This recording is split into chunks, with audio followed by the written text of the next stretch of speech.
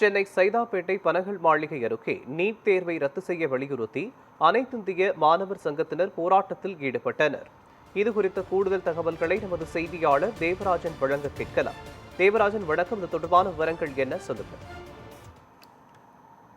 நிச்சயமாக மோகன், சென்னை சைதாப்பேட்டை பனகல் மாளிகை அருகே நீட் தேர்வை ரத்து செய்ய வலியுறுத்தி அனைத்து இந்திய மாணவர் சங்கம் மற்றும் அனைத்து இந்திய இளைஞர்கள் சங்கம் போராட்டத்தை நடத்தி வருகின்றார்கள்.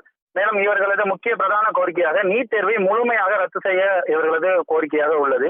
ஏனென்றால் டெல்லியில் மற்றும் பல்வேறு இடங்களில் இந்தியாவில் நீட் தேர்வை ரத்து செய்யவும் நீட் தேர்வை ஒழுங்காக நடத்தவும் தான் போராட்டமானது நடைபெற்று வந்தது. தமிழகத்தை பொறுத்தவரையில் நீட் தேர்வானது முழுமையாக ரத்து செய்ய வலியுறுத்தி போராட்டமானது நடைபெற்று வருகிறது. இதனை அடுத்து நேற்று மத்திய கல்வி அமைச்சர் தர்மேந்திர பிரதான் அவரது பதவி விலகல் கடிதத்தை அளித்திருந்தார். அதனை அடுத்தும் இன்றும் தமிழகத்தில் பல்வேறு இடங்களில் நீட் தேர்வை முழுமையாக ரத்து செய்ய வலியுறுத்தி பல இடங்களில் போராட்டமானது நடைபெற்று வருகிறது. இதனையடுத்து இந்த நிலையில் சென்னை சைதாப்பேட்டை பனகல் மாளிகை அருகே இந்த போராட்டமானது நடைபெற்று வந்தது. இந்த போராட்டத்தில் 100க்கும் மேற்பட்ட மாணவர்கள் கலந்து கொண்டனர். மேலும் இவர்களது பாதுகாப்பு நலன் கருதி 100க்கும் மேற்பட்ட போலீசாரும் குவிக்கப்பட்டனர். ஏனென்றால் இவர்கள் தாங்கள் ஆளுநர் மாளிகையை முற்றுகையிடுவதற்காக செல்வதாக கூறியிருந்தனர்.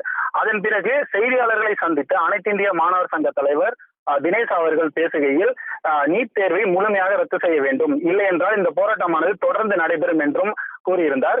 இப்போது நாங்கள் ஆளுநர் மாளிகையை முற்றுகையிடப் போகிறோம் என்றும் கூறியிருந்தார். அதனையடுத்து அவர்கள் காவலர்கள் போட்டிருந்த தடுப்புகளை மீறி அங்கிருந்த மாணவர்கள் அனைவரும் பேரிகேடுகளை தாண்டி ஆளுநர் மாளிகையை முற்றுகையிடுவதற்காக சென்றனர். இருப்பினும் போலீசார் அமைத்த தடைகளை அவர்கள் மேலும் மேலும் தாண்டிய காரணத்தினால் போலீசார் அவர்களை கட்டுக்குள் கொண்டுவதற்காக குண்டுகட்டையாக எடுத்து அவர்களை போலீஸ் வாகனத்தில் ஏற்றி அவர்களை கைது செய்தனர். மோகன், விவரங்களுக்கு நன்றி தேவராஜன்.